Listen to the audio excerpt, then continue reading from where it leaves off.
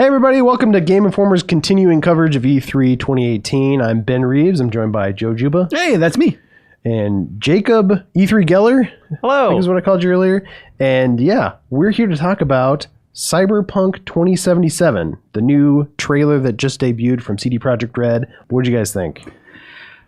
I am excited after this game just sort of like living in the realm of uncertainty for so many years. Right. Like I, on one hand, am very excited to sort of see an actual vision of what it will be brought to life. Sure. I actually went back and watched the original trailer that when they announced it. Is that the one with the bullets? Yes. Yeah. The lady sitting there totally splayed out and the bullets are hitting her. And guess when that game came out, or that trailer came out? Like 4 or 5 years ago? It was 5 years ago. My jaw That was almost fell out like the lady in this trailer.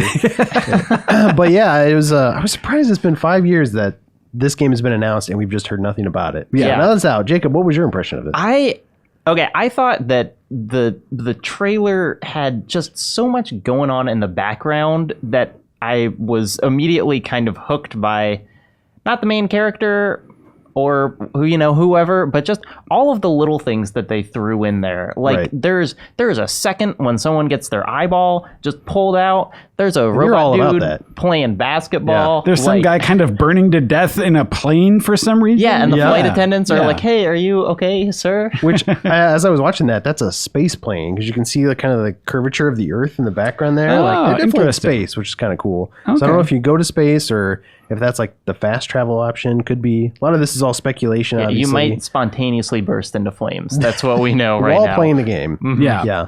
I agree, Jacob. Like I'm all for like game trailers that actually show gameplay. I always like to see that, but like this is obviously the first time we've really seen the game. And so it's kind of cool that they showed us the world, and I liked the world they showed us.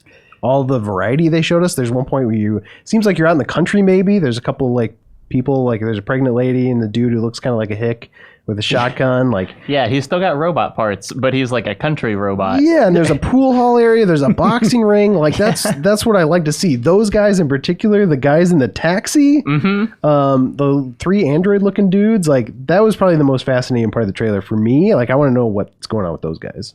Yeah, the android guys. So I'm gonna rain on the parade a little bit here, just in the sense. So like.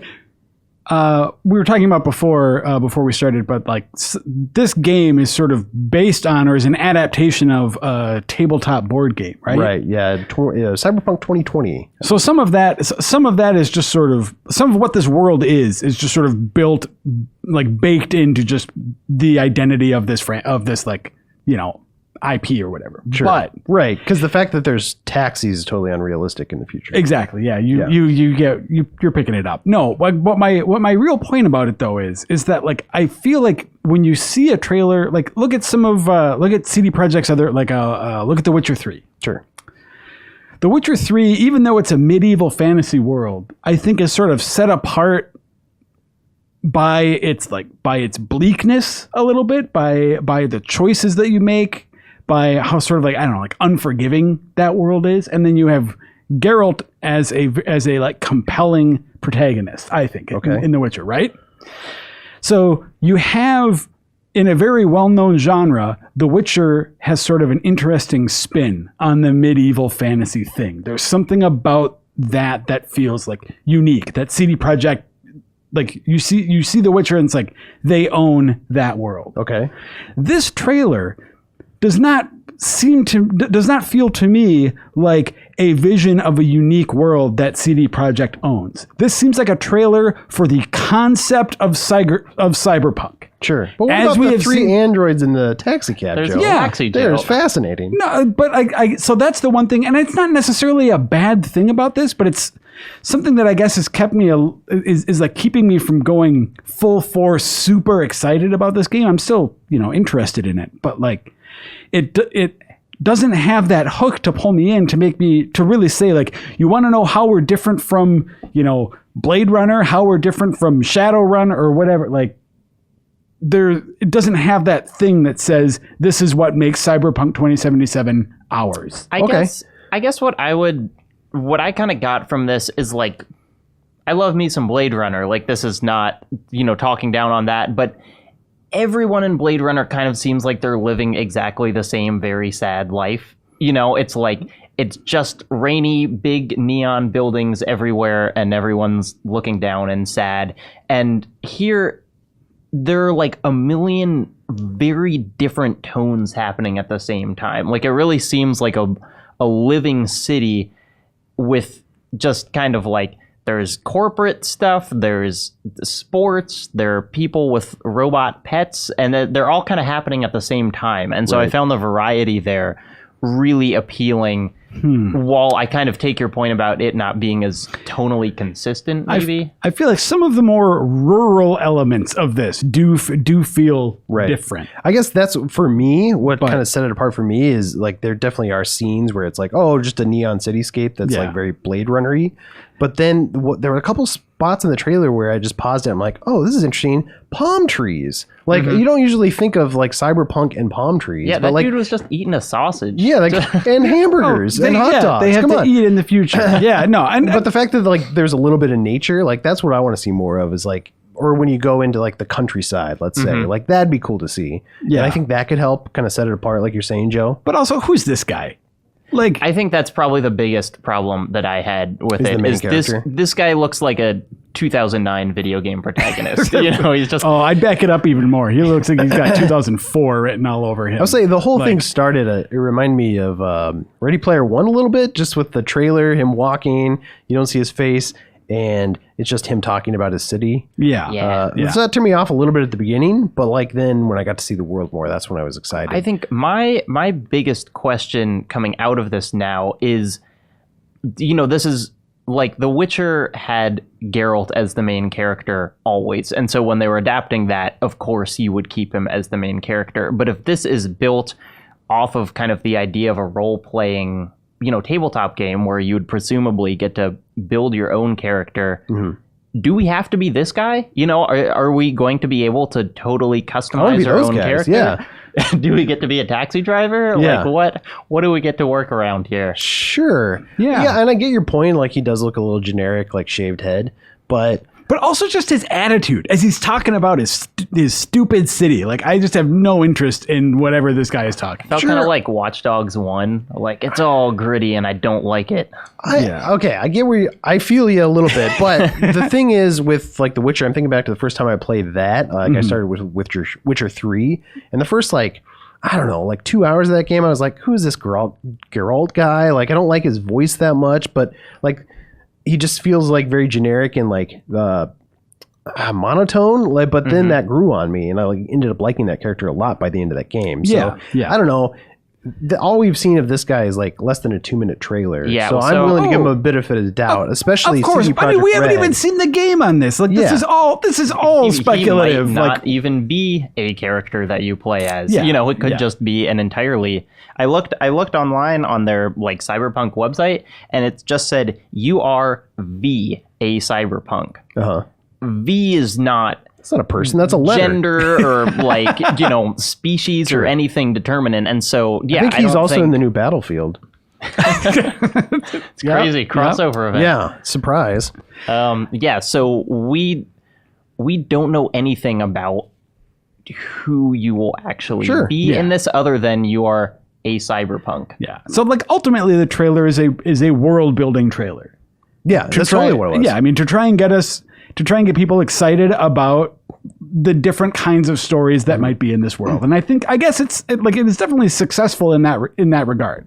I really like that car, by the way.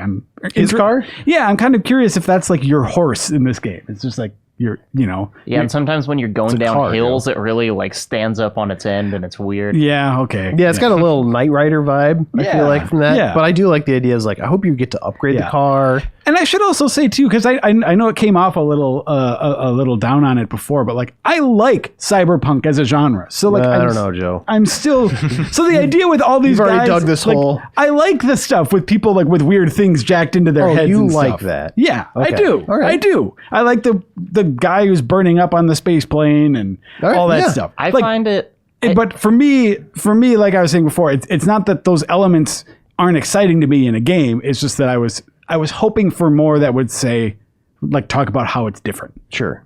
Okay. And we were looking at the map a little bit just before this started, and the one place name that we saw was Santo Domingo. I don't know if that's an actual hint to where this takes place, Because it's also right next to Haywood and Westbrook. So, and the Orbital Air Space Center, that famous capital. yeah, So of the Dominican Republic. who So, knows? Do we have like existing country lines in this? Is there any kind of? They've said for sure it's in California. Mm-hmm. So we know that. But yeah, in terms of, and you said there's a Haywood, California, right? Is that what you just said? Because there is one. Oh, Yeah, it's There you over. But I don't think that's what this is. I don't think it's the same one. I mean, well, and part of it too, like so much of it just seems to be about like, hey, this is my city. Like I don't think that we're dealing with a like geographically what's going on beyond the city. I don't know if that's going to be as important. I think it's a fictional future city. Oh, it's called what? Night is fiction? City, right? Right. Yeah. But yeah, I mean, there was one point where you're panning across the city and you can see something called brainwash. It looks like brainwash in the background. So I think maybe the story has something to do with like hacking into people's brains and like Yeah, kind of like you see one- with like putting that was a plug and, moment like, I wanted to call out. Yeah. Was there's that dude who kind of like short circuits at a meeting, and then you immediately cut to a woman in kind of like a Matrix style chair pulling a thing out of her right. head, and so it it seems was like she definitely hacked into you his know, head is or there something. is there kind of like remote controlling of people? You know, I've been watching a lot of Westworld. I'm very into this like robot culture, so I want to know, where are these people coming from? How You know a lot about robot culture. that's how I would describe myself. Okay. I don't know. I'm excited. Any other last takeaways?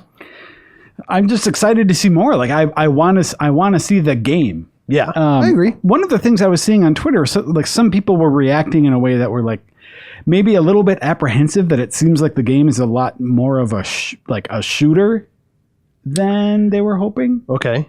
What do you think they're hoping for? Just more action like with The Witcher?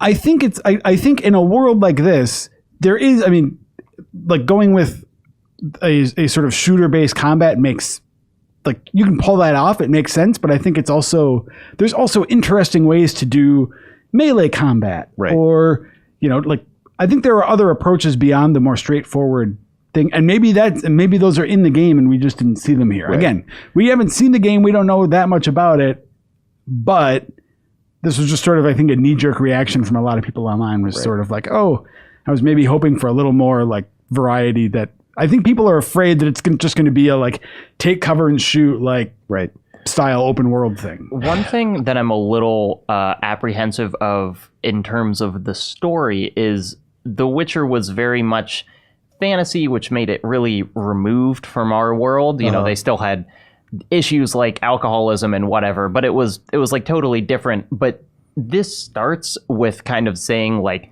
poverty's really high and so is the crime rate.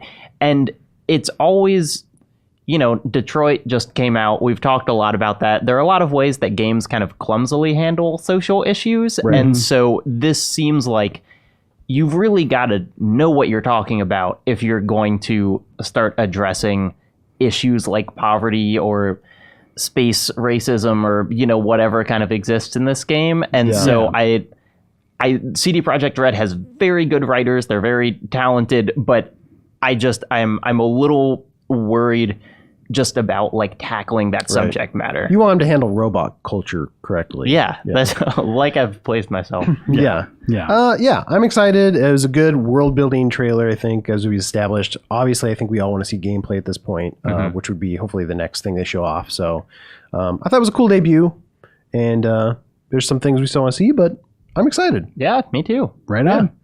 Cool. Well, thanks for watching. Stay tuned the rest of the week for more E3 coverage, and go online and enjoy yourselves. Thanks for watching, everybody. Bye. Go online and enjoy yourselves. Wow, Riz.